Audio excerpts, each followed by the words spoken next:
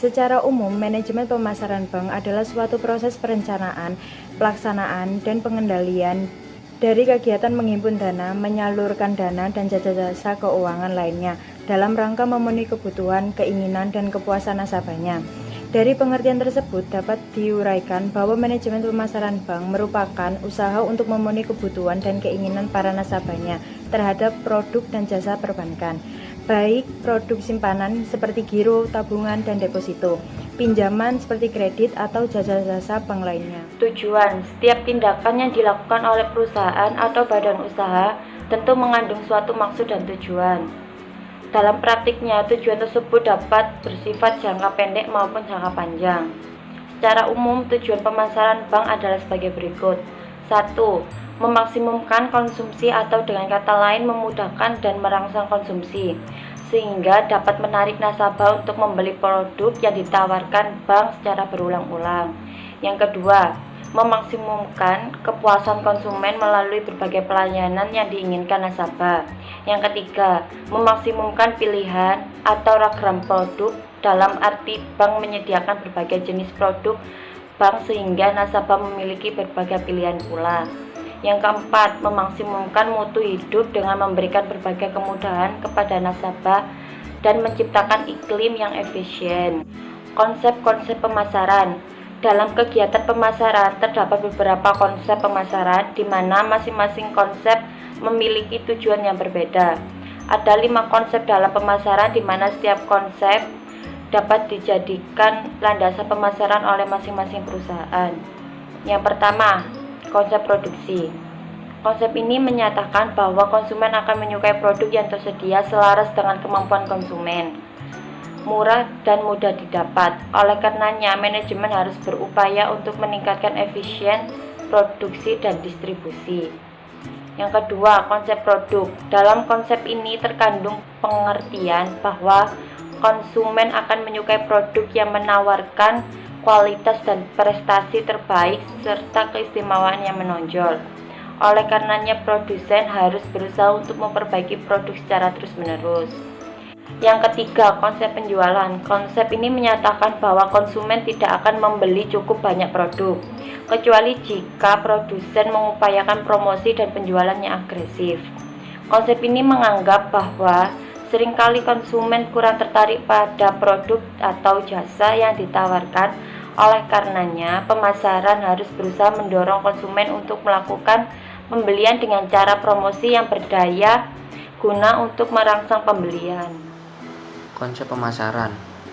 Konsep pemasaran dan konsep penjualan sering sulit untuk dibedakan. Dasar pemikiran yang terkandung dalam konsep pemasaran adalah: A. Pemuasan keinginan kelompok pembeli tertentu adalah menjadi tugas perusahaan. B. Untuk itulah diperlukan program riset pemasaran agar dapat diketahui pada keinginan pembeli. C. Semua kegiatan untuk mempengaruhi pembeli harus ditempatkan di bawah kontrol pemasaran yang terintegrasi. D. Kepuasan konsumen akan dapat menimbulkan loyalitas dan kesan baik dari para pembeli. Apabila perusahaan menganut konsumen pemasaran, maka semua kegiatan diarahkan kepada konsumen. Bagian pemasaran berperan aktif sejak mulainya proses produksi, sebab konsumenlah yang akan menjadi tujuan utama, yaitu kepuasannya. Jadi tidak hanya peningkatan volume penjualan saja. 5. Konsep pemasaran kemasyarakatan. Konsep pemasaran kemasyarakatan ini berpendapat bahwa tugas pemasaran adalah menentukan kebutuhan, keinginan, serta kepentingan pasar sasaran dan memenuhinya dengan lebih efektif dan lebih efisien daripada para pesaing dengan cara mempertahankan dan meningkatkan kesejahteraan konsumen dan masyarakat. Strategi dalam pemasaran bank. A. Strategi produk adalah suatu yang dapat memenuhi kebutuhan dan keinginan pelanggan. Menurut Philip Kotler, yang dimaksud dengan strategi produk adalah segala sesuatu yang dapat ditawarkan ke pasar untuk mendapatkan perhatian untuk dibeli, untuk digunakan atau dikonsumsi yang dapat memenuhi kebutuhan dan keinginan. Produk terdiri dari yang berwujud atau fisik dan non-fisik. Untuk yang non-fisik dapat berupa jasa pelayanan atau servis.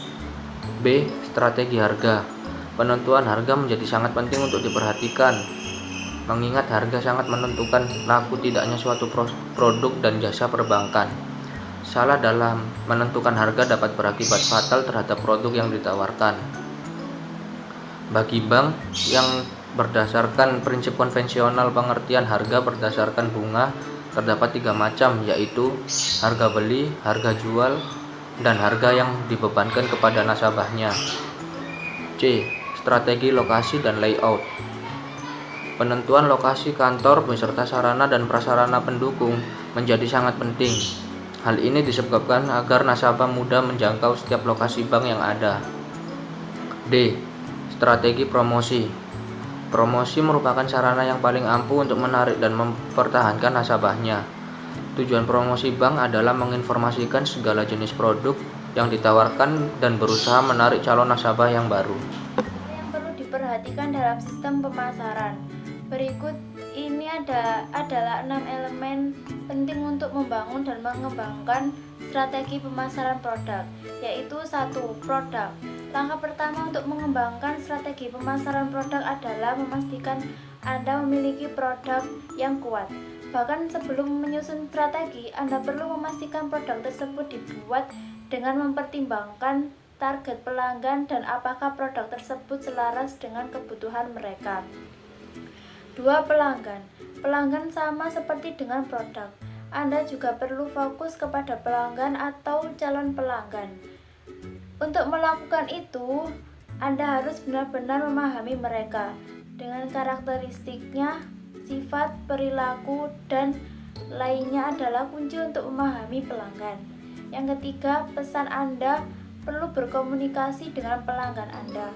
Karena menurut beberapa hasil riset berkait dengan pemasaran produk, 57% konsumen merasa percaya ketika mereka terhubung secara emosional dengan suatu brand, dan tentunya koneksi emosional tersebut dibangun melalui pesan yang Anda sampaikan terkait produk yang Anda pasarkan. Tim pemasaran mengembangkan dan mempromosikan suatu produk membutuhkan upaya dan kerja sama dalam suatu tim. Namun, menjaga beberapa tim di jalur yang sama secara konsisten bukanlah tugas yang mudah. Tim pemasaran produk harus menjadi jembatan antara penjualan, pemasaran, metode, dan pengembangannya. Yang kelima yaitu promosi. Memiliki produk yang solid dan strategi yang malang bukanlah suatu akhir dari pekerjaan Anda. Anda tidak bisa mengharapkan pelanggan berbondong-bondong membeli produk jika mereka tidak tahu tentang produk Anda. Maka dari itu, Anda perlu menyampaikan berita melalui promosi strategis. Yang keenam yaitu analisis. Anda tidak dapat secara langsung mengharapkan strategi pemasaran produk Anda membuahkan hasil yang sempurna. Kemungkinan terburuk atau resiko kegagalan haruslah Anda pertimbangkan dan lacak. Dari situ, Anda hanya tinggal mengevaluasi kinerja pemasaran produk Anda. Promosi analisis penting agar strategi pemasaran produk bisa benar-benar berjalan secara efektif.